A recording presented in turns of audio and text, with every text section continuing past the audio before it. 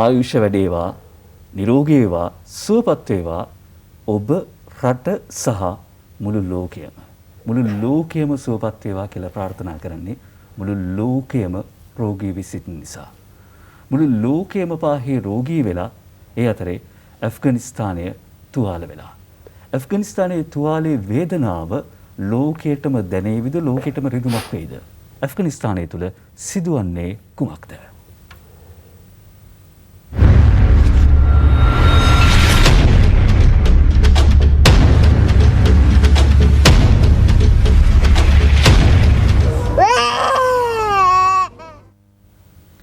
ඒ විලාප නගන්නේ අනාගතයයි.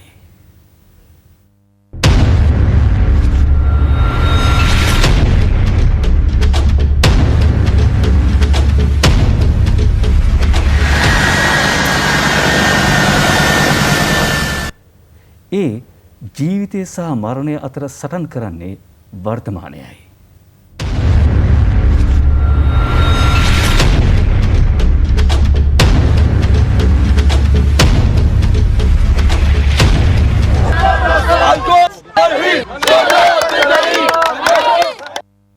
පුරවරයක් දවා ගිනි කළ හලු කර දැම්මේ කවුද?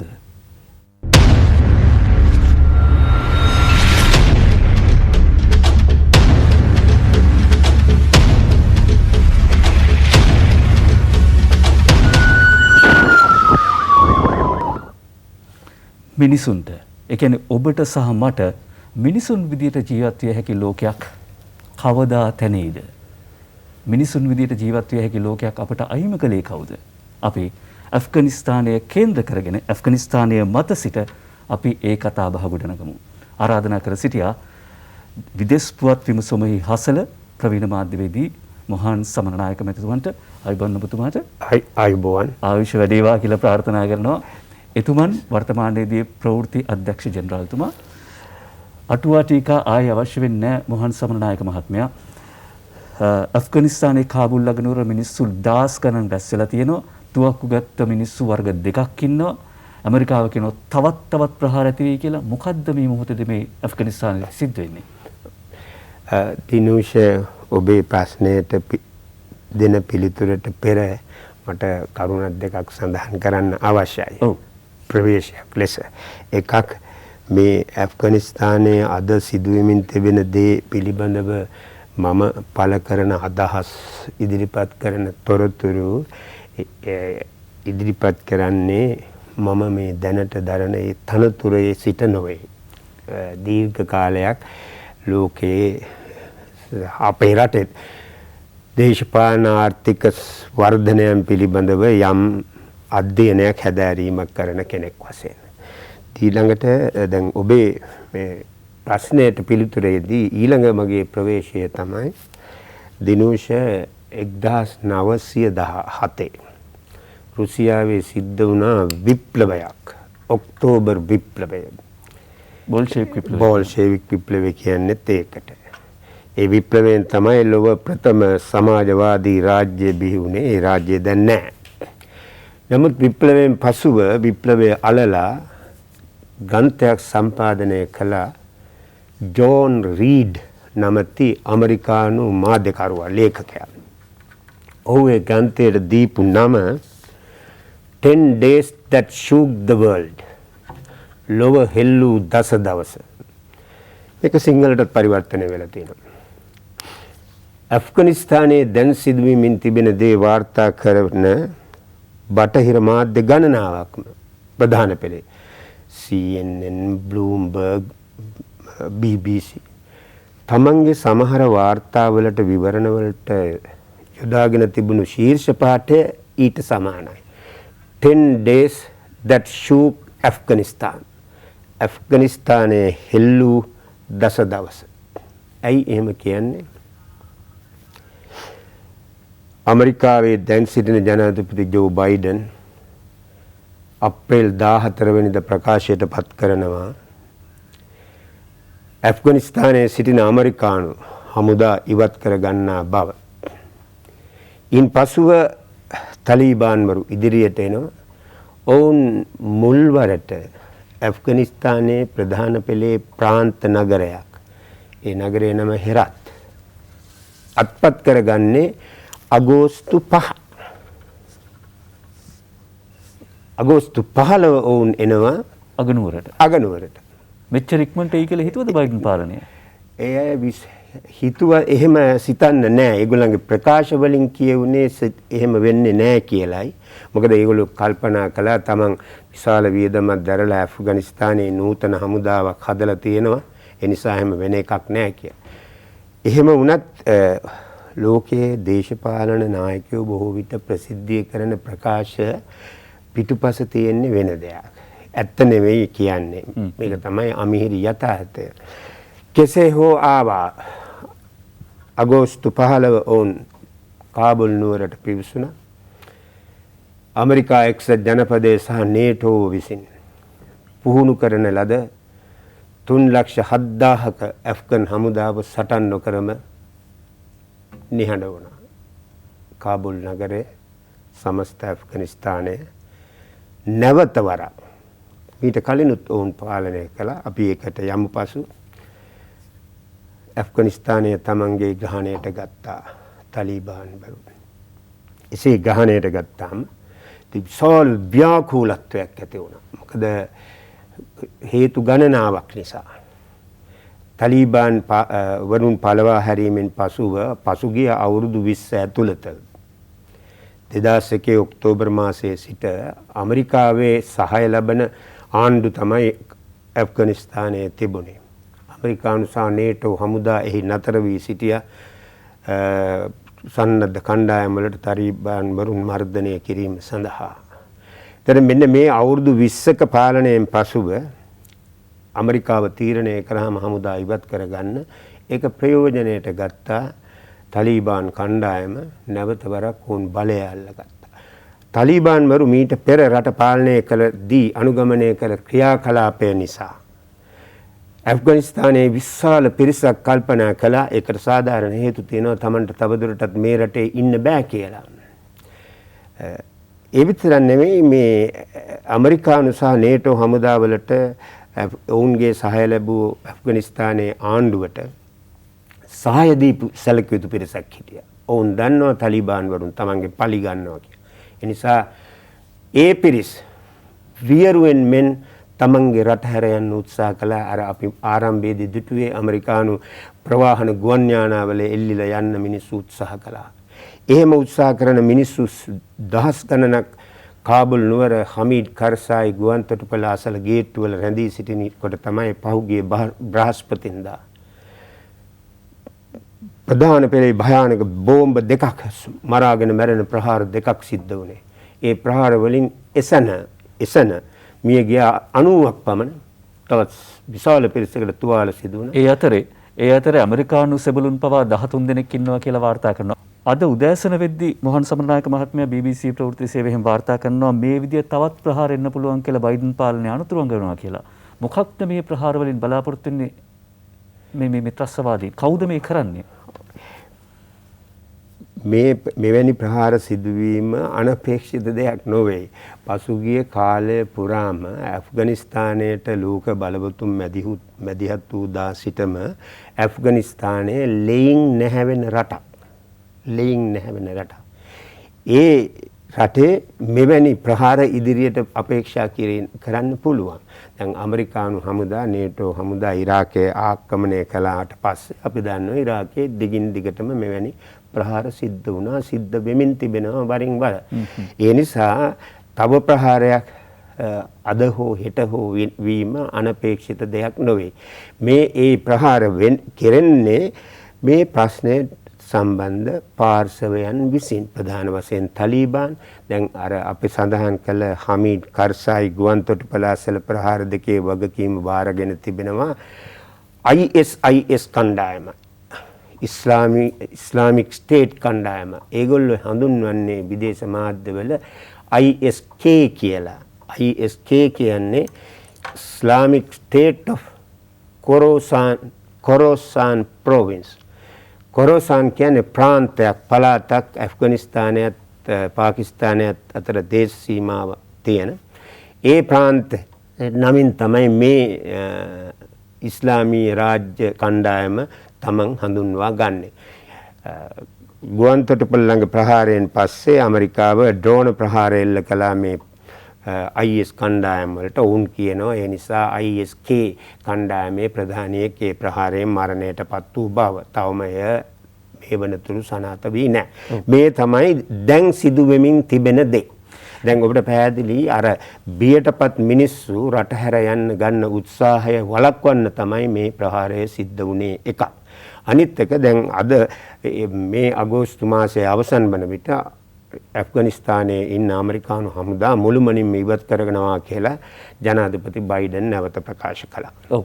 ඒ වගේම ඊයේ දවසේ වෙද්දී බ්‍රිතාන්‍ය වුන්ගේ සිවිල් වැසියන් මෙහෙය මුදා ගැනීමේ මෙහෙයුම අවසන් කළා කියලා කිව්වා. යුරෝපයේ රටවල් ගණනාවක් එහෙම අවසන් කළා කිව්වා. දැන් මේ පොරකන මිනිස්සු කවුද කියලා තමයි අපි කල්පනා කරේ. ඔබ ප්‍රවෘත්ති බලද්දී කල්පනා කරේ. මොහන් සමරනායක මහත්මයා පැහැදිලි කළ තුන වර්ග දෙකක් ඉන්නවා. එකක් තමයි තලේබාන් පාලනයේ අමිහිරි අත්දැකීම් ගැන දන්නා පිරිස රට හැර යන්න සූදානම් වෙනවා. අනිත් එක තලේබාන් ඇෆ්ගනිස්තානයේ තුල ඇමරිකානු හිතවාදී පාලනයේ තියෙන කාලේ ඒකට උදව් කරපු උදවිය Tamanගේ පණ ආරක්ෂා කරගන්න පැන යන්න සූදානම්ින් ඉන්නවා. මොවුන් කවුද බාරගන්නේ? කොහෙටද යන්නේ? අතුරු කෙටි ප්‍රශ්නයක්. දැනට ඔවුන් බටහිර යුරෝපීය රටවලට මේ එක්සත් ජනපදයේ හැම යම් පිරිසක් බාර ගන්න අදහස් කරලා තියෙනවා. නමුත් සදාකාලිකව සියලු දෙනා ඒ රටවලින් බාර ගනීද කියන එක කියන්නට බෑ. මේ දිනූෂ මේක අලුත් දෙයක් නොවේ. පසුගිය කාලය තුල ඇෆ්ගනිස්තානයේ ජනයා දසලක්ෂ ගණනින් විවිධ රටවලට පලා ගියා. පාකිස්තානයේ විශාල පිරිසක් ඉන්නවා. තවත් මැද පෙරදිග රටවල එහෙම පලා ගිය මිනිස්සු ඉන්නවා. ඒතර මේ වාචකයට මුල් වෙන්නේ මොකද්ද කියන එක තමයි මම හිතන්නේ අපි අවබෝධ කරගන්න ඕන කාරණය. ඔව්. ඒ කාරණය පැහැදිලි කරගන්න පුළුවන් වෙයි. දැන් ඔබට ප්‍රශ්නයක් තියෙනවා කවුද මේ තලේබාන් කියලා කියන්නේ? 1996 ඉඳලා 2001 වෙනකන් තලේබාන් නුරු තමයි පාලනය කරන්නේ ඇෆ්ගනිස්තානය. දැන් මොහන් සමනායක මහත්මයා කිව්වා ISK කියලා සංවිධානයක්. මේ ඇෆ්ගනිස්තානය පුරා ත්‍රස්තවාදී සංවිධානවල නම් ඉතිහාසයේ දිගටම ලියවෙනවා 70 දශකෙන් පස්සේ. අපිට තේරුම් කළ දෙන්න පුළුවන් දැන් ඇයි එහෙම මේ ඇෆ්ගනිස්තාන ඉතිහාසය සහ ත්‍රස්තවාදී සංවිධාන මෙතරම් සම්බන්ධ වෙලා තියෙන්නේ? මට මේකට දිනුෂ ටිකක් දිග උත්තරයක් තියෙන්නේ. මේ ප්‍රශ්නයට පිළිතුරු දෙන්න නම් අපි කෙටියෙන් ඇෆ්ගනිස්තානය හඳුනා ගනිමු. මේ අද අපි මේ කතා කරන මොහොත දක්වා ඇෆ්ගනිස්තානයේ ඉතිහාසයේ තීරණාත්මක කඩයිම් හඳුනා ගනිමු. ඒක ටිකක් වෙලා යන කාරණයක්. ඇෆ්ගනිස්තානය දකුණු ආසියානු රාජ්‍යයක්. එහි භූගෝලීය විශාලත්වය වර්ග කිලෝමීටර් 6,52,000ක් පමණ. ජනගහනය මිලියන 32කට ටිකක් වැඩි. නමුත් ඇෆ්ගනිස්තානයේ අද බෙහෙවින් අඩු ආදායම් නැත්නම් දිලිඳු රාජ්‍යයක්. ඒ රටේ 2020 අවුරුද්දේ ඒක පුජ්‍යල ආදායම ඇමරිකානු ඩොලර් 493ක් පමණයි. දැන් ශ්‍රී ලංකාවේ ඔබ දන්නවා ඒක 4000කට පමණ කිට්ටුයි. ශ්‍රී ලංකාව ධනවත් රටක් නෙවෙයිනේ. නමුත් ඇෆ්ගනිස්තානයේ අතීතයේදී ඒ කාලයට සාපේක්ෂව සමෘද්ධිමත්ව පැවති රටක්. මේ රට විටින් විට විදේශීය ආක්‍රමණිකයන්ගේ ග්‍රහණයට නතු වුණා. ක්‍රිස්තු පූර්ව 500 බැබිලෝනියාවේ පළමුවෙනි ඩේරියස් රජුරුව ඇෆ්ගනිස්තානය ආක්‍රමණය කරා. ඊට පස්සේ අපි කාලය වකවානු සඳහන් නොකළත් මැසිඩෝනියාවේ මහා ඇලෙක්සැන්ඩර්, ගස්නිහි මහමුද්, ජිංගිස් ખાન, ඉන්පසු 19 වෙනි සියවසේදී සහ 20 වෙනි සියවසේදී බ්‍රිතාන්‍යයෝ 19 වෙනි සියවසේදී සහ 20 වෙනි සියවසේ මුල් භාගයේදී ඇෆ්ගනිස්තානයේ යුද්ධ 3ක් කළා. ඔවුන්ට යම් බලයක් තිබුණා ඇෆ්ගනිස්තානයේ. නමුත් පසු ඒක නතර වෙලා 1921 දී ඇෆ්ගනිස්තානයේ නිදහස් රාජ්‍යයක් බවට පත් වෙනවා. ඉන්පසුව ඇෆ්ගනිස්තානයේ ඉතිහාසයත් බොහොම කටුක, අවුල් වියවුල්, ඝාතන මගින් බලය පැහැර ගැනීමෙන් සලකුණු වකවානුවක් තමයි තියෙන්නේ. මේ වකවානුවේ ප්‍රධාන අවස්ථා දෙක තුනක් සඳහන් කරනවා නම් 1923 දී එහි බලයට පත් වෙන රජ කෙනෙක් නූර් අමනුල්ලා ખાන්. ඉන්පසු 1933 දී ඔහු බලයෙන් පහ කරලා නැවතත් පුජ්‍යලයක් පාලනය ගන්නවා. ඔහුත් තමා රජ කෙනෙක් විදිහට හඳුන්වා ගන්නවා. ඒ තමයි ઝාහිර් ෂා. ઝාහිර් ෂා 1973 වනතුරු ඇෆ්ගනිස්තානය පාලනය කරනවා. ඒක රාජාණ්ඩුවක්. 1973 දී මේ රාජාණ්ඩුව පළවා හරිනවා. ઝාහිර් ෂා රජුව රටින් පැනලා යනවා. මොහොමඩ් දාවුඩ් ඛාන් කියන තැනැත්තෙක් තමයි බලය ගන්නේ 1973 දී. මම මිතා කෙටියෙන් කියන්නේ සංකීර්ණ දීර්ඝ ඉතිහාසයක්. ඊළඟට දිනුෂ 1978 දී උදා වෙනවා මේ අද අපි කතා කරන අර්බුදයේ ආරම්භය සලකුණු කරන දේශපාලන බල පෙරළිය 1978 දී. රුසියානු කියන්නේ එතකොට සෝවියට් දේශයේ තියෙන්නේ ඊට පසු ඉන්න දැන් අර මා කලින් කිව්ව මොහොමඩ් දාවුඩ් ඛාන් ඔහු සෝවියට් දේශයේ සමග සම්බන්ධතා පවත්වාගෙන ගියා. ඒ ඔහුගේ පාලනය පෙරලා දමා බලයට එන්නේ එදා ඇෆ්ගනිස්තානයේ තිබුණු දේශපාලන පක්ෂයක්. ඒක ජනතා ප්‍රජාතන්ත්‍රවාදී පක්ෂය. ඇෆ්ගනිස්තානයේ ජනතා ප්‍රජාතන්ත්‍රවාදී පක්ෂය PDPA People's Democratic Party of Afghanistan කියන එකයි. මේ පක්ෂය බලයට පත්වීමෙන් පසුව එහි ප්‍රථම නායකයා වන්නේ තරාකී නමැති තැනැත්ත. නමුත් ඔහුගේ පාලන සමයේදී ඔහු සෝවියට් දේශයට හිතයිශී වෙනවා. මෙතනදී මම හිතන්නේ අවබෝධයක් තියෙන්න ඕන මේ අපි කතා කරන කාලේ ලෝකයේ තිබුණ බලතරගයක්. එක පැත්තෙන් ඇමරිකා එක්සත් ජනපදයේ ප්‍රමුඛ කඳවුර අනිත් පැත්තෙන් සෝවියට් දේශයේ ප්‍රමුඛ කඳවුර. ඇෆ්ගනිස්තානයේ කියන රාජ්‍ය මේ ලෝකයේ බලතරගයේදී ඒ බලවතුන්ට අතිශය වැදගත් භූමියක් වෙනවා. උපාය මාර්ගික වශයෙන් ඒ පීඨීම වශයෙන් මොකද විශාල කලාපයක් පාලනය කිරීමේ හැකියාව ලැබෙනවා. ඒ සෝවියට් දේශයට එහෙම තමන්ගේ ආරක්ෂාව පිළිබඳ ප්‍රශ්නයකුත් වෙනවා. ඒ දේශ සීමාවේ අයිනේ තමන්ට සතුරු රාජ්‍යයක් තිබුණා. දැන් මම කලින් කිව්වනේ ඇෆ්ගනිස්තානයේ කුමක්ද කියලා. එතෙන්දී අපි තව කරුණක් ඇෆ්ගනිස්තානයේ වටේ ඉන්නේ කවුද? පාකිස්තානය, ඉරානය, චීනය, ඊළඟට පැරණි සෝවියට් සමූහාණ්ඩු තුනක් තජිකිස්තාන්, තර්ක්මේනිස්තාන් වගේ රාජ්‍යයන්, උස්බෙකිස්තාන් මේ රාජ්‍යයන් තුනක්. ඒ නිසා ඇෆ්ගනිස්තානයේ බලයේ ඉන්නේ කවුද? ඔවුන් අනුගමනය කරන ආර්ථික දේශපාලන මාදිලිය මොකද්ද කියන එක ලෝකයේ පාලනය කරන බලවතුන්ට ඊටාම තීරණාත්මකයි. දිනුෂ මෙතනදී මෙන්න මේ කාරණය මම අවධාරණය කරන්න කැමතියි. මේ අප ජීවත් වන ලෝකයේ ස්වභාවය තමයි ලෝක රටාව. ලෝකය දේශපාලන, ආර්ථික, සමාජීය, සංස්කෘතික, මිලිටරි වශයෙන් පාලනය කරන්නේ බලවත් සහ ධනවත් රටවල් 14ක්. ඒ ධනවත් සහ බලවත් රටවල් 14ම වැඩි සංඛ්‍යාව බටහිර රාජ්‍යයන්. මෑතකදී ඔවුනට අභියෝග කරන තව බල කේන්ද්‍ර එකක් දෙකක් උඩට එමින් තිබෙනවා. දැන් වසරකට පමණ පෙර මරණයට පත් වුණා සෙනෙගාලයේ ජීවත් වුණු ආර්ථික සමාජ විද්‍යාඥයෙක්. ඔහුගේ නම සාමීර් අමීන්. හරි ප්‍රකටයි. මේ රටේ නෙමෙයි, මේ රටේ බොහොම අඩු වෙන්නේ ඒ වගේ දේවල් අධ්‍යයනය කරන්නේ. සාමීර් අමීන් නඳුන්වනවා නූතන ලෝකයේ පාලනය කරන්නේ ත්‍රිමූර්තියක් විසින්. ට්‍රියාඩ්. කවුද මේ ත්‍රිමූර්තිය? ඔහු කියන විදිහට එක කැනඩාව සහ එක්සත් ජනපදය, ඇමරිකා එක්සත් ජනපදය, දෙක යුරෝපා සංගමය, තුන ජපානය. මේ අයට ඉන්නවා පරිවාර රාජ්‍ය ඕස්ට්‍රේලියාව, සිංගප්පූරුව, තායිවානය, දකුණු කොරියාව ආදී වශයෙන්. මේ අය තමයි ලෝකය පාලනය කරන්නේ.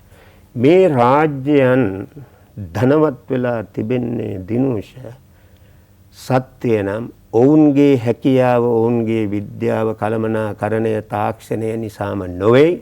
ඒ සියල්ලත් උපයෝගී කරගෙන ලෝකයේ සෙසු රටවල් තමන්ගේ ග්‍රහණයේ තබා ගනිමින් ඒ රටවල සම්පත් පැහැර ගැනීම නිසා, කොල්ලකා ගැනීම නිසා. එසේ කොල්ලකා ගැනීමේ අවස්ථාව අහිමි වුණොත් ඒ රටවලුත් මීට පහළට වැටෙනවා දිනෝෂ මේක තමයි සත්‍යය. මෙන්න මේ රටාව ඇතුළේදී ඒ ලෝකය පාලනය කරන බලවතුන් සෙසු රාජ්‍යයන්ට තමන්ට අභිමත ආර්ථික සමාජ දේශපාලන මාදිලියක් තෝරගන්න දෙන්නේ නැහැ. මට දිනෝෂ පිටි වෙලාවක් දෙන්න. දැන් අර අපි කියමින් හිටියේ 1977 දී PDPA බලයට එනවා. People's Democratic Party of Afghanistan. ඇෆ්ගනිස්තාන ජනතා ප්‍රජාතන්ත්‍රවාදී පක්ෂය. මේ පක්ෂය ඔවුන් සෝවියට් දේශයේ රූකඩ ආණ්ඩුවක් කියලා බටහිර මාධ්‍ය හැඳුන්වුවට එහෙම නොවේයි. තමන්ගේත් ස්වාධීනත්වය තබා ගනිමින් නමුත් සෝවියට් දේශයට මිත්‍රශීලී පිළිවෙතක සිටින PDPA ආණ්ඩු කාලෙදී ප්‍රගතිශීලී පියවර රාශියක් ගන්නවා. රාජාණ්ඩු පාලනය තිබුණු කාලේ ඒ රටේ ජනගහනයෙන් 90%කට අකුරු ලියන්න කියවන්න බෑ. ඉලිටරසි රේට් එක 90%ක්. අපි දැන් ලිටරසි රේට් එක ගැන කතා කරනවා ඒ හා සමානව. ඒ රාජාණ්ඩු කාලේ ඒ රටේ වැසියෙකුගේ සාමාන්‍ය උපතේදී ආයු අපේක්ෂාව life expectancy at birth අවුරුදු 35යි. මෙන්න මේවා වෙනස් කිරීම සඳහා PDPA පක්ෂය ආගමික අන්තවාදයෙන් තොරව බෙහෙවින් ප්‍රගතිශීලී සහ බොහෝසෙයින් සමාජවාදී ක්‍රම අනුගමනය කරනවා. ස්ත්‍රීන්ගේ සහ සුළු ජනයාගේ අයිතිවාසිකම් ප්‍රදානය කරනවා. අත්ත නෝමතික ලෙස හිරබාරයේ සිටි දේශපාලන සිරකරුවෝ නිදහස් කරනවා. අධ්‍යාපනය ව්‍යාප්ත කරනවා. මේ ප්‍රතිඵලයක් වශයෙන් මට දෙන්න සංඛ්‍යා 2-3 මේ සමහර විට අපේ දුෂාන්ත එකතු කරලත් ඇති පින්තූර දිනෝෂ 70 ගණන් වල අවසානයේදී ඇෆ්ගනිස්තානයේ කාබුල් නුවර විශ්වවිද්‍යාලයේ ගැහැණු ළමයින්ගේ පින්තූර ඔබ දකින්න ඇති. ඒ ළමයි මොනවද ඇඳගෙන සිටින්නේ? කට ගැවුම්, අඩි උස පාවහන්, කොටට කපු කොණ්ඩ, තාම නූතන ඒ කාලේ හැටියට විලාසිතා වලින් සැරසුණු ගැහැණු ළමයි තමයි. අද අපි දකින අර හිසේ සිට පාදාන්තය දක්වා සිරුර වසාගත් කාන්තාව නෙමෙයි. PDPA පාලන සමයේදී මේ සමාජයේ ඇතිවන ප්‍රගමනය ගැන කරුණු කිහිපයක් සඳහන් කළහොත් 1970 දශකයේ අගවන විට විශ්වවිද්‍යාල ශිෂ්‍ය ප්‍රජාවගෙන් භාගයක්ම ගැහැණු ළමයි. ඊතරම් හොඳ අධ්‍යාපනය. ඔව්. වෛද්‍යවරුන්ගෙන් 43%ක් ස්ත්‍රීන්. ගුරුවරුන්ගෙන් ගුරු වෘත්තියේ නිරත අයගෙන් 72%ක් ස්ත්‍රීන්. කාන්තා අයිතිවාසිකම්. කාන්තා අයිතිවාසිකම්. දැන් මෙතන තේරුම් ගන්න දැන් බටහිර මාධ්‍ය ඔබ BBC, CNN, Sky News, Times සංගරාව, AP, Washington Post බැලුවොත් හිතන ඔවුන්ගේ ලොකුම දුක් ගැනවිල්ල තමයි තලිබාන්වරු ඇවිල්ලා කාන්තා අයිතිවාසිකම් උදුර ගන්නව, පැහැර ගන්නව, නැවත ගල් යුගයට යනවා කියලා. නමුත් ඊට බෙහෙවින් මෙවැනි තැනක තිබුණු රටක් තමයි අද ඔවුන්ගේ මැදිහත් වීමෙන් මෙතනට ඇදලා දාලා තියෙන්නේ මේකයි. එතකොට මේ PDPA පාලනය සිද්ධ වෙන්නේ කුමන්ත්‍රණයකින්. ඔවුන් බලයට එන්නේ 1978. නමුත් ඒ කුමන්ත්‍රණයට බටහිර මාධ්‍යවල පවා New York Times, Washington Post වාර්තාවල පවා තියෙනවා PDPA කුමන්ත්‍රණයට ඇෆ්ගනිස්තානයේ ජනතාවගෙන් බහුතරය ප්‍රසාදය පළ කළා. කැමැත්ත පළ කළා. නමුත් එක්සත් ජනපදයේ තීරණය කරනවා මේක එක්සත් ජනපදයේ මේ කලාපයේ ආධිපත්‍යයට තර්ජනයක් කියලා තීරණය කරනවා. වෙන කතිය ඔවුන්ම දැනගෙන හිටියා 78 කුමන්ත්‍රණයට සෝවියට් දේශයේ සම්බන්ධයක් නැති බව. මට සමාවෙන්න ඔබතුමාට මේ අපි දකින්න ඔබතුමා කියපු ඒ අර ජෙන්ඩර් ඉක්විටි එහෙම නැත්නම් ඒ සමානතමති අවස්ථාව වෙන්න පුළුවන්. ඔව් ඒ යුගය. ඔව්. ඔබතුමා සඳහන් කරමින් හිටියේ. ඔව් මම සඳහන් කරමින් සිටියේ ඊටම ඇමරිකා එක්සත් ජනපදයේ ඇතුළු කල්පනා කළා මේ 78 විප්ලවයට ඔවුන් දැනගෙන හිටියා කිසිදු සෝවියට් සම්බන්ධයක් නැහැ කියන එක. කොහොමද කියන්නේ සාක්ෂි. මේ විප්ලවය වන විට ඇමරිකාවේ ජනාධිපතිවරයාව සිටියේ ජිමි කාටර් සුප්‍රකට ජනාධිපතිවරයෙක්. ඔහු තමයි 1977 සිට 81 දක්වා එක්සත් ජනපදය පාලනය කළේ. ඔහුගේ රාජ්‍ය ලේකම්වරයා එයාගේ නම සයිරස් වන්ස්. ඒ කාලේ හරි ප්‍රසිද්ධයි දිනෝෂ. මේ සයිරස් අනිත් ඇමරිකාවේ රාජ්‍ය ලේකම් කියන්නේ ඉතා බල සම්පන්න තනතුරක්. ඔව්.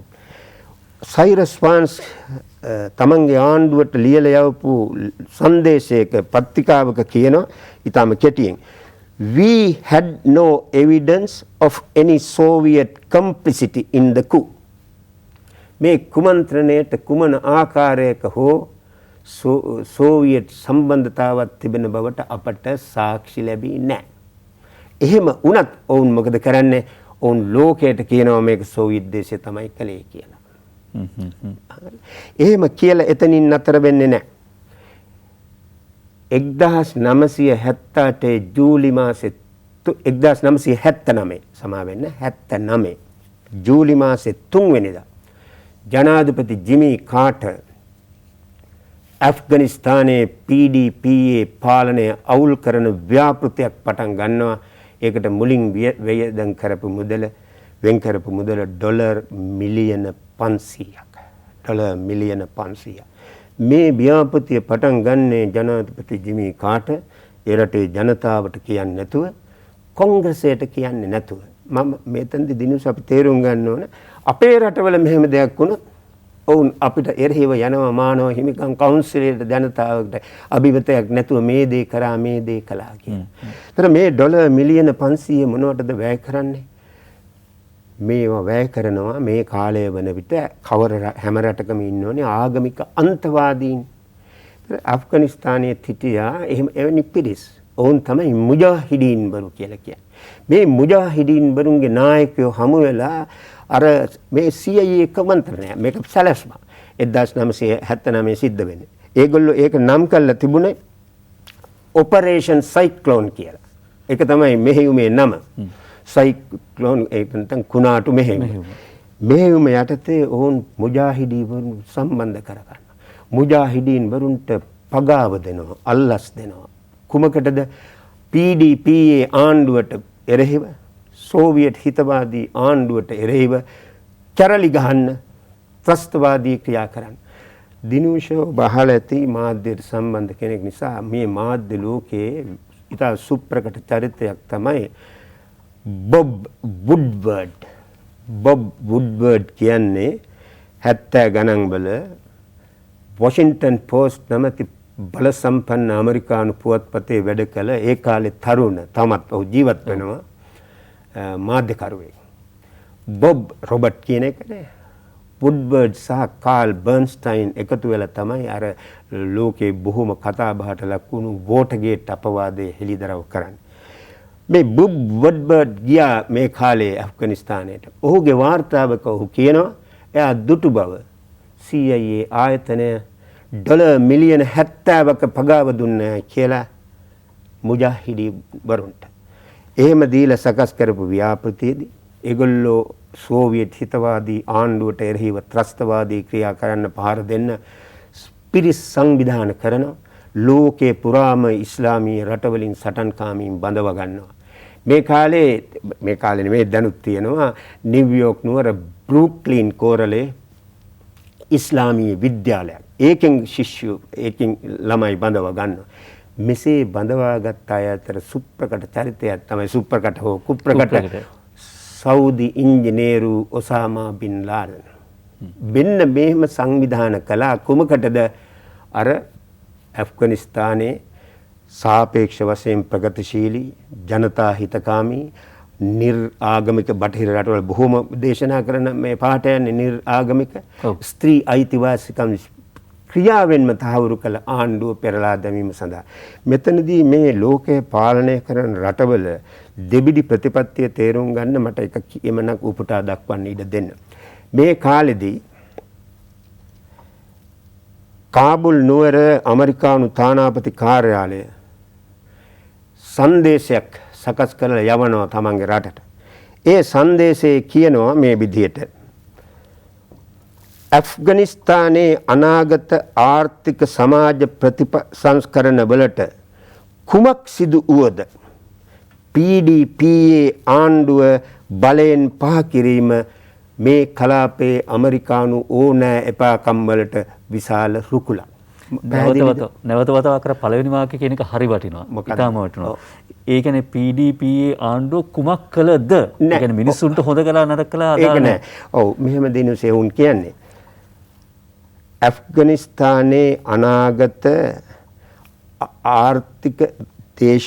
ආර්ථික සමාජීය ප්‍රතිසංස්කරණ වලට ඒ කියන්නේ PDP ආණ්ඩුව කරමින් සිටින ඒවාට ඒ කියන්නේ විවහාර භාෂාවෙන් කියනවා හෙන ගැහිලා ගියත් අපට කමක් නැහැ. PDPA ආණ්ඩුව පළවා හැරීම ඒ කලාපයේ ඇමරිකානු ඔහු පාවිච්චි කරන වචනේ තමයි large interests. ඇමරිකාවේ ඕනෑ එපාකම් වලට අවශ්‍ය දෙයක්. එතකොට මේ අපේ තේරුම් ගනිමු මේ ලෝකයේ පාලනය කරන රාජ්‍යයන් කොයි රාජ්‍ය වුණා එළියේ දේශනා කරන ප්‍රජාතන්ත්‍රවාදය මානව හිමිකම් යහපාලනය මාධ්‍ය නිදහස අධිකරණයේ නිදහස ස්ත්‍රීන්ගේ අයිතිවාසිකම් මේ සියල්ල බොහෝ විට සුරංගනා කතා සහ අලංකාර සටන් පාඨ විතරයි. ඒ පිටුපස තිබෙන්නේ අර බල දේශපාලනය. දැන් මෙතන තව කරුණක් අපි අපේ රටේ බටහිර මාධ්‍යවල මේ රටෙත් මාධ්‍යකරුවෝ දකින්නේ ඇෆ්ගනිස්තානයේ ආක්‍රමණය කළේ මේ වකවානුවේදී සෝවියට් දේශය. සෝවියට් දේශයේ ගියා යව්ව හමුදා. ඒකත් ආක්‍රමණයක්. ඒ ආක්‍රමණය සිද්ධ වුණේ ඒ 78 බලයටපත් වුණු ආණ්ඩුවේ ඉල්ලීමකුත් ඇතිව. නමුත් ඒක සාධාරණ වෙන්නේ නැහැ. මේ ආක්‍රමණය සිද්ධ වුණු දවස් දිනුෂ 1979 දෙසැම්බර් 24.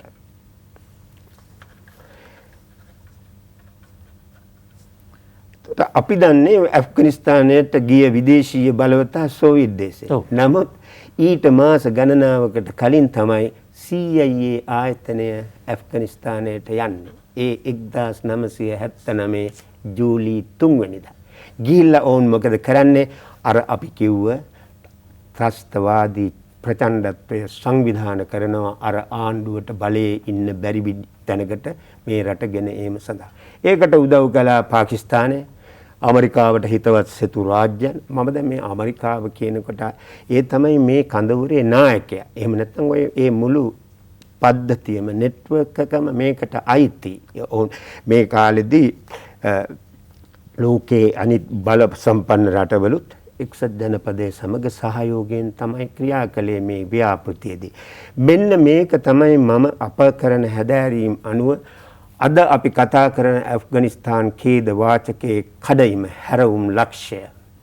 ඒ ආණ්ඩුව පළවා හැරීමෙන් පසුව ඉන්පසු කතාව ඒ ආණ්ඩුව වැටෙනවා. PDPA ආණ්ඩුව පළවා හරිනවා. ඒක කෙටි කලක් පවතිනවා. 1996 දී තලිබාන්වරු නෙවෙයි මේ ඉන්පසුව මේ සෝවියට් හිතවාදී ආණ්ඩුව බිඳ වැටීමෙන් පස්සේ අර මුජාහිදීන් කණ්ඩායම් වල සංධානයක් ඒ සංධානයේ හැඳින්වුනේ උතුරු දිග සංධානය Northern Alliance කියලා. එහි නායකයා වුණේ බුර්හනුද්දීන් රබානි.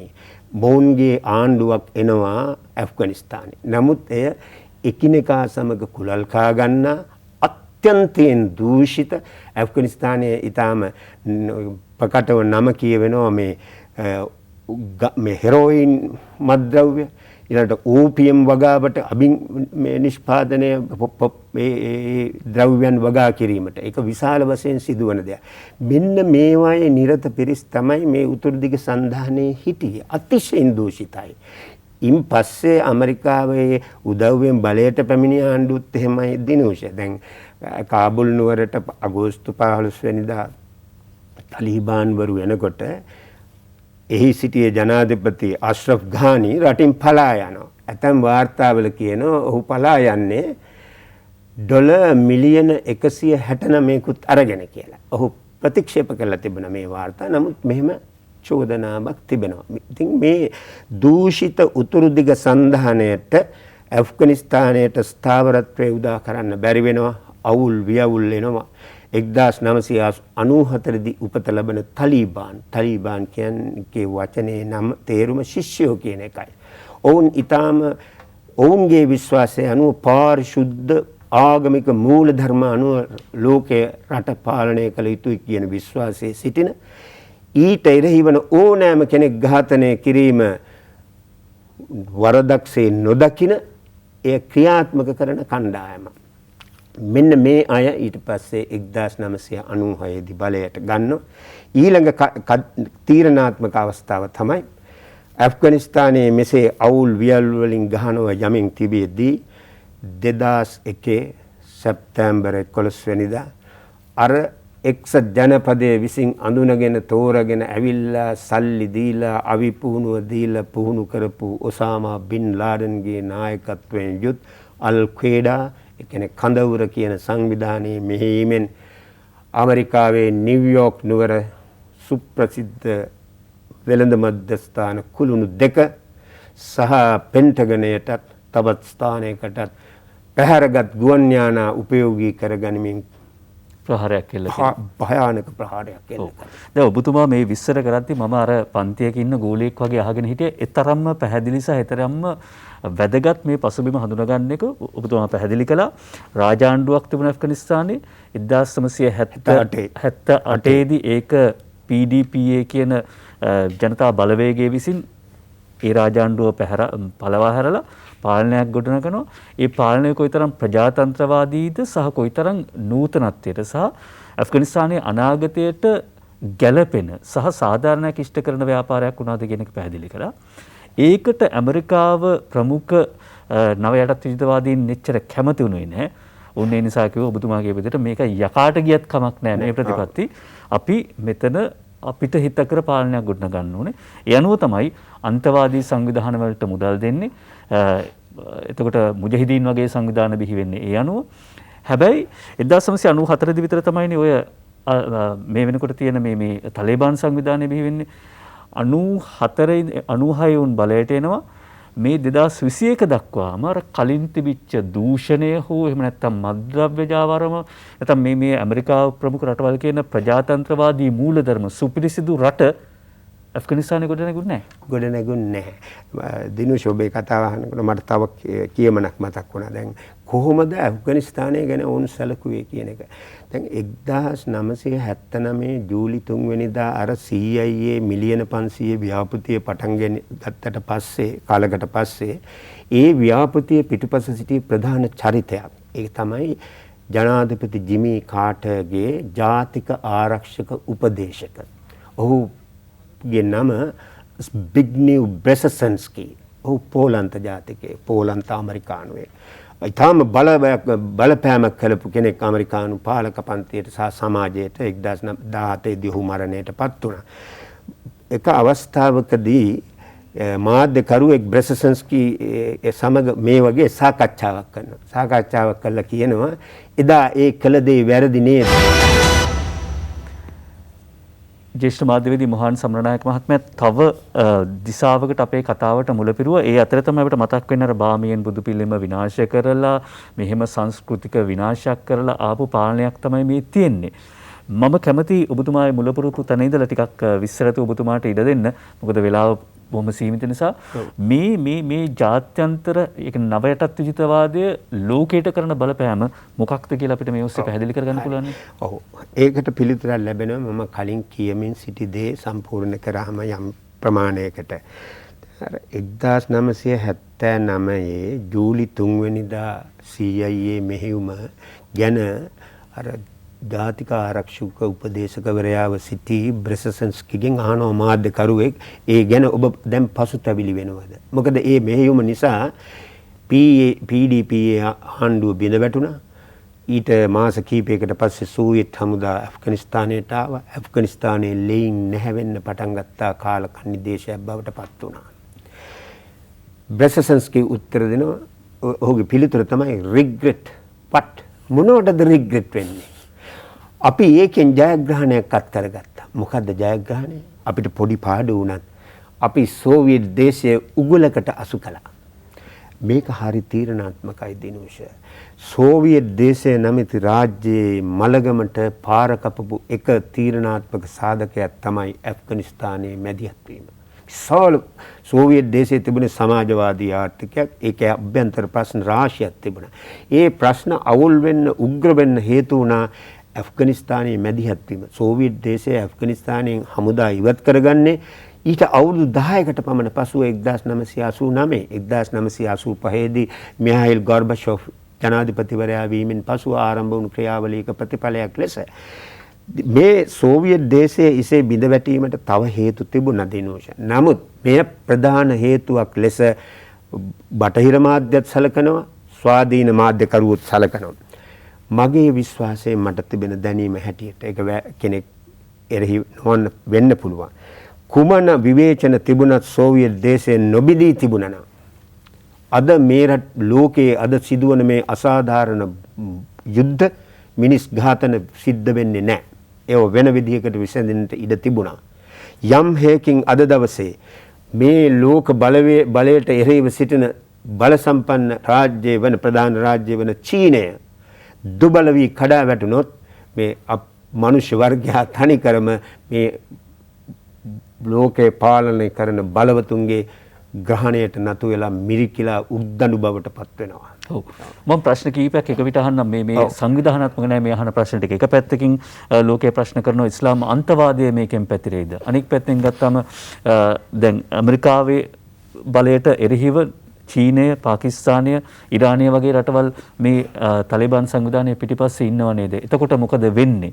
ලංකාව වගේ රටවල් වලට මොකද වෙන්නේ? ඊළඟට තලිබාන් කලින් පාලනය වගේ ප්‍රජාතන්ත්‍ර විරෝධී පාලනයක්ද නැත්නම් ඔවුන් ප්‍රගතිශීලී පාලනයක් ගෙන යයිද? ප්‍රශ්න ගොන්නක් ඔබතුමාගෙන් එකපාර අහනවා.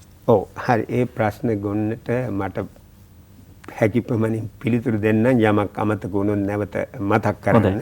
දැන් මීළඟට මොනවද වෙන්නේ කියන එකේදී අපි තේරුම් ගනිමු. දැන් 1996 දී බලයට එන තලිබාන්වරු අර අපි කලින් කී ආකාරයේ මගේ අර්ථකථනය අනුව නම් විහිවින් ප්‍රාථමික පසුගාමී සමාජ මාදිලියකට තමයි යන්නේ. ඔවුන්ට ආර්ථික ප්‍රශ්න වලට විසඳුමක් තිබුණේ නැහැ. එහෙම ස්ත්‍රීන්ට සලකන්න කවරෙකුටවත් අයිතියක් නැහැ දිනුෂා. ස්ත්‍රිය පිරිමියාට වඩා ස්වභාවයෙන්ම උසස් හෝ පහත් නැහැ. ඒත් මනුෂ්‍ය සමාජයේ එක ශාරීරික ලක්ෂණ ඇති වෙන ප්‍රභේදයක් පමණයි. ඉතින් එවැනි අතවරේ ඔබ දන්නවා ස්ත්‍රීන්ට පාසල් යන්න තානම් කරා. සිනමා බලන්න තානම්. රූපවාහිනී බලන්න බෑ. නිවසින් එළියට බහින්නට බෑ. එවැනි පාලනයක් තමයි තලිබාන්වරු ගියේ. ඉතින් ඔවුන්ට ඇෆ්ගනිස්තානයේ ජනතාවගේ ජීවන තත්ත්වය වඩා ඉහළ තලයකට ඔසවා තැබීම සඳහා කිසිදු පැහැදිලි දර්ශනයක් ප්‍රතිපත්ති නොතිබුණු නිසා ඔවුන් අර ක්‍රූර අන්තවාදී ක්‍රම වලින් තමයි පාලනය පවත්වාගෙන ගියේ. ඔවුන්ගේ ස්වභාවය ඔබ තේරුම් ගන්න කවර හෝ ශිෂ්ට මනුෂ්‍ය වර්ග කණ්ඩායමක් තමන්ගේ රටේ ඉතිහාසය කෙලසන්නේ නැහැ. ඇෆ්ගනිස්තානයේ අතීතයේදී විශාල බෞද්ධ බලපෑමක් තිබුණු දේශයක්. කුෂාණ අධිරාජ්‍යයේ කොටසක්ව තිබුණා. ඔබ අහලා ඇති කනිෂ්ක අධිරාජ්‍යය ගැන. එතකොට ඒ කාලේ අතීතයේදී බාමියන් සාහනුවේ ඉදිකර තිබූ ලෝකයේ උසම බුද්ධ ප්‍රතිමා ලෙස සැලකෙන ඒ බුද්ධ ප්‍රතිමා දෙක බෝම්බ ගහලා වෙඩි තියලා ඩයිනමයිට් දාලා විනාශ කරා මුළු ලෝකෙම එපයි කියදී. එවැනි කණ්ඩායමක් තමයි. එසේ ඔවුන් පාලනය කරද්දි තමයි අර මම කලින් කිව්ව 2001 සැප්තැම්බර් 11 ප්‍රහාරය සිද්ධ වෙන්නේ 9/11 ප්‍රහාරය.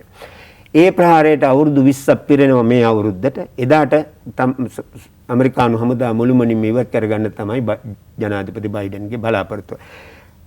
9/11 ප්‍රහාරය සිද්ධ වුණාම ඇමරිකා එක්සත් ජනපදයේ ඇඟිල්ල දික් කරේ බින් ලාඩන්ට. ඊළඟට කිව්වා බින් ලාඩන් ඉන්නේ ඇෆ්ගනිස්තානයේ. තලිබාන් වරුන්ට කිව්වා ඇෆ්ගනිස්තානයෙන් දෙන්න අපිට බින් ලාඩන්. ඔවුන් කිව්වා දෙන්නම් සාක්ෂි ඉදිරිපත් කරන්න. සාක්ෂි ඉදිරිපත් කළේ නැහැ. 2001 ඔක්තෝබර් 7 වෙනිදා ඇමරිකාව සහ නේටෝ හමුදා ඇෆ්ගනිස්තානයට කඩා වදලා ඔය අද පටන් ගන්න ඛේදවාචකයේ ඊළඟ පරිච්ඡේදය ආරම්භ කරනවා. මෙතනදී ලෝකයේ මතයක් තියෙනවා එක්සත් ජනපදයේ ඇෆ්ගනිස්තානයට ගියේ හුදෙක් ඒ ත්‍රස්තවාදීන්ට දඬුවම් කරන්න කියලා. ඒක බොහේමින් ප්‍රශ්නකාරී මම හිතන්නේ අසත්‍ය නොවේ. මොකද මේ ත්‍රස්තවාදීන් බිහි කරලා පෝෂණය කරලා කිරිපොවල හැදුවේ ඇමරිකා එක්සත් ජනපදයේ ප්‍රමුඛ ඒ ලෝකේ පාලනය කරන රටවල්. ඒගොල්ලෝ තමයි ඔවුන් පෝෂණය කළේ. ඊළඟ කාරණය සැප්තැම්බර් 11 ප්‍රහාරය වන විට සෝවියට් දේශය බිඳ වැටිලා තිබුණේ 1991 දී. ලෝකයේ බලවත් රටවල් කල්පනා කළා මේ ප්‍රහාරය අපි පාවිච්චියට ගන්න ඕන ලෝකය අපට අවශ්‍ය විදිහට නැවත සකස් ප්‍රතිනිර්මාණය කිරීම සඳහා. මේ පිළිබඳ අධ්‍යයන රාශියක් ඇමරිකාවේ සිද්ධ වෙලා තියෙනවා. මම ඒවායින් එක නිදර්ශනයක් විතරක් කියන්න. ටෝනි බ්ලෙයා බ්‍රිතාන්‍යයේ හිටපු අගමැතිවරයෙක් කම්කරු පක්ෂේ.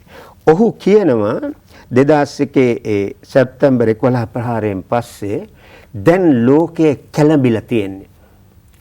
මේක තව ටික දවසකින් එක යථා තත්වයට එයි. ඊට කලින් අපි මේක ප්‍රයෝජනයට ගන්න ඕන. මොකද්ද? 9/11 ප්‍රයෝජනය නිදහසට හේතුවක් කරගන්න ඕන අපට අවශ්‍ය විදිහට ලෝකය ප්‍රතිනිර්මාණය කිරීම සඳහා.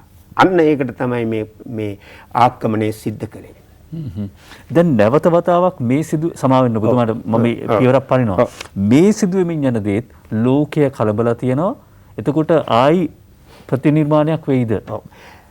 දැන් ලෝකය ඔවුන්ට අවශ්‍ය විදියට ප්‍රතිනිර්මාණය වෙයිද කියන එක නම් සැකසහිතයි. දැන් එක්සත් ජනපදයේ ඇෆ්ගනිස්තානට යන්නේ මොකද? ඔවුන් කිව්වා ත්‍රස්තවාදය පරාජය කරන්න. ත්‍රස්තවාදය පරාජය වුණේ නැහැ. ඔවුන්ගේ ඒ ක්‍රියාකලාපවල ප්‍රතිඵලයක් වශයෙන් තාලිබාන් මර්ධනය වුණේ නැහැ. ඊට අමතරව ISIS බිහි වුණා. ඔවුන් විශාල විනාශයක් කරමින් සිටිනවා. ඔවුන් කිව්වා ඇෆ්ගනිස්තානයේ ජාතිය ගොඩනගනවා. නේෂන් බිල්ඩින් එකක් උනේ නැහැ, වෙලා නැහැ. ඔවුන් කිව්වා ඇෆ්ගනිස්තානයේ නූතන හමුදාවක් නිර්මාණය කරනවා. ඔබ දිනූෂ මේ ව්‍යාපෘතියට 2001 සිට වැය කර තිබෙන මුළු මුදල ඩොලර් ට්‍රිලියන 2.3. ට්‍රිලියනයක් කියන්නේ ඩොලර් කෝටි ලක්ෂයක්. විද්‍යාඥයෝ ගණන් බලනවා නූතන යුගයේ මිනිසයා මුහුණ දෙන ප්‍රධානම ප්‍රශ්නයක් වන මේ ක්ලයිමට් චේන්ජ් පාරිසරික විපර්යාසය කියන ගැටලුව කළමනාකරණය කරන්න අවශ්‍ය වෙන්නේ ඩොලර් බිලියන 300යි. මෙතන ට්‍රිලියන දෙකටත් වැඩි. ඒ දවන්ත මුදලින් කොටසක් වැය කළා ඇෆ්ගන් හමුදාව නවීකරණයට.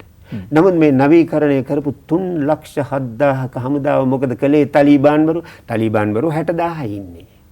ඔවුන් ඉස්සරහට එනකොට ජෝ බයිඩන් ජනාධිපතිවරයාම කිව්වා සටන් නොකර සටන අත්හැරියා.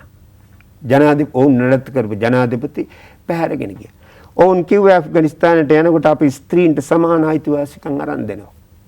ඒක සිද්ධ වුණේ නැහැ. ඔවුන් කිව්වා ආගමික අන්තවාදය අපි මුලින් පුටා දමනවා. ඒක සිද්ධ වුණේ නැහැ. එහෙමනම් දිනුෂ ඔබේ ප්‍රශ්නයට මේ තියෙන වාස්තවික තත්ත්වය අනුව පැහැදිලි ඇෆ්ගනිස්තානයේ ඉදිරි කාලය කිසිසේත්ම යහපත් සුබදායක දෙයක් වෙන්නේ නැහැ. තමන්ගේ රටේ වැසියෝ කිසියම් හේතුවක් නිසා රටින් පලා යන්න ගුවන් තොටුපළ ළඟ රැස් වී සිටින විට මේ විදිහට අමානුෂික ලෙස ඔවුන් ඝාතනය කරන්න පුළුවන් කණ්ඩායමක් කුමන පාලනයක් ගෙන යයිද? අපි මේ ඔවුන්ගේ අතීතයත් මේ වර්තමානයත් එක්ක සසඳලා. ඊළඟට මේ පිරිසට මම සසඳීමක් කරන්න. මීට සමාන සිද්ධියක් තමයි වියට්නාම් යුද්ධය. වියට්නාමයේ ඇමරිකාව මැදිහත් වෙනවා. මිලියන 30කට වැඩිය මිනිස්සු මිය යනවා ඒ යුද්ධයෙන්. දවන්ත විනාශයක් සිද්ධ කරනවා. අන්තිමේදී 1973 දී එක්සත් ජනපදය වියට්නාමයෙන් ඉවත් වෙන්න තීරණය කරනවා. ඔවුන්ගේ බලවතා හිටියේ දකුණු වියට්නාමයේ සයිගොන් ආණ්ඩුව. ඇමරිකානු හමුදා ඉවත් වුණාම එතනට කවුද එන්නේ? උතුරු වියට්නාමයේ කමියුනිස්ට් පක්ෂය. කමියුනිස්ට් පාදය ගැන ඔබ එකඟ නොවෙන්න පුළුවන්. නමුත් ඔවුන්ට දැක්මක් තිබුණා, වැඩපිළිවෙලක් තිබුණා. අද වියට්නාමයේ මේ කලාපයේ තිබෙන ආසියාවේ තිබෙන සැලකිය යුතු ආර්ථික වර්ධනයක් සහිත සාමකාමී රාජ්‍යයක් බවට පත්වලා තියෙනවා. එවැනි පිරිසක් නෙවෙයි ඇමරිකානු සහ නේටෝ හමුදා ඇෆ්ගනිස්තානයෙන් යන විට කාබුල් නගරයට පිවිස බලය අල්ලගන්නේ. මේ පිරිස තමන්ගේ රටේ ප්‍රශ්න වලට විසඳුම් තමන්ට නැති වුණාම පාලනය ගෙනියන්නේ මර්ධනයෙන්, ඝාතනයෙන්, සහ සෙසු රටවලට අනවශ්‍ය විදියට ත්‍රස්තවාදී ක්‍රියා සඳහා ආධාර කිරීමෙන් ඒවා පෝෂණය කිරීමෙන් මේ බරපතල ප්‍රතිපාක ඇති වෙන්න පුළුවන් ඉන්දියාවේ චීනයේ. චීනයේ ඔබ දන්නවා උයිගර් ප්‍රාන්තයේ මුස්ලිම් වරුන්ට විරුද්ධ ප්‍රශ්නයක් තියෙනවා. මේවට උන් මැදිහත් වෙන්න පුළුවන්. සාක් සංවිධානයේ අනාගතයේ දැනටමත් සාක් සංවිධානයේ මිය ගිහින් ඒ ගැන අනාගතය ගැන පවා විශ්වාස තියන්න අමාරුයි මේ තියෙන අර්බුදයත් එක්ක. කෙසේ වුවත් අවසන් කරන්නම් යහපත් කාලයක් ඇෆ්ගනිස්තානයටත් කලාපයටත් උදා වේයයි අපේක්ෂා කිරීමට දැනට තිබෙන සාක්ෂි අනුව බෑ. අවසාන මිනිත්තුව මම පාවිච්චි කරනවා. දැන් තවම මේ තලේබන් පාලනයේ ලෝකය පිළි අරගෙන නැහැ. චීනය එහෙමනම් පිළිගන්නවා කියලා වගේ සංඥා පළ කරලා තියෙනවා. එහෙමනම් ඇෆ්ගනිස්තානයේ මේ ආසන්නතම හිට දවස මොකක් වෙයිද?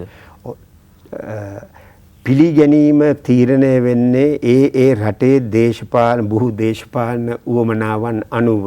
එක්සත් ජාතීන්ගේ සංවිධානය වගේ? එක්සත් ජාතීන්ගේ සංවිධානයේ රාජ්‍ය පිළිගැනීම සිද්ධ වෙන්නේ බොහෝ විට ආරක්ෂක මණ්ඩලයේ සමාජිකින්ගේ බහුතරයේ එකඟත්වයේ ඇතිව. එහෙම වුණාම ඒක මහා මණ්ඩලයෙන්ුත් සම්මත වෙනවා. නමුත් එවැනි පියවරකට මම දන්න ප්‍රමාණින් මේ වනතුරු එක්සත් ජාතීන් ඉස්සරහට ගිහින් නැහැ. අපිට මේ කතාවට තව අනාගතයේ බොහෝ දේවල් එකතු කරන්න සිද්ධ වෙයි. මේ සිදුවෙන දේවල් බලාගෙන ඉන්න වෙනවා. හැබැයි විමසුම් ඇසින් බලාගෙන ඉන්න සිද්ධ වෙනවා. ඇෆ්ගනිස්තානය කියලා කියන්නේ දකුණු ආසියානු කලාපයට අයිති රටක්. එහෙම නැත්නම් සාක් සංවිධානයට අයිති රටක්. එතකොට කලාපීය රටක මේ තත්ත්වය ලංකාවට කොහොමද බලපාන්නේ? ඊළඟට මද්ද්‍රව්‍ය ජාවාරම ත්‍රස්තවාදයට උඩගෙඩි දෙන තලේබාන් වගේ පාලනයක් ඉස්මතු වීම මේ කලාපීය ආරක්ෂාවට කොහොමද බලපාන්නේ? මේවා ඉදිරියේදී කතාවට ලක් යුතු කාරණා. කාලය ප්‍රමාණවත් නොවන බව ඉතාමත් පැහැදිලි. හැබැයි මේ සීමිත කාලය තුළදී බොහෝ තොරතුරු පසුබිම් කතාව පැහැදිලි කළාට විශේෂයෙන්ම ජ්‍යෙෂ්ඨ මාධ්‍යවේදී මොහන් සමනනායක මහතාණනි බොහොම ස්තුතියි ඔබතුමාට. අපි මේ සිදුවෙන දේවල් ලෝකයේ දෙස බලා සිටමු, අනාගතය වෙනුවෙන් ක්‍රියා කරමු. ආයුබෝවන් ඔබට.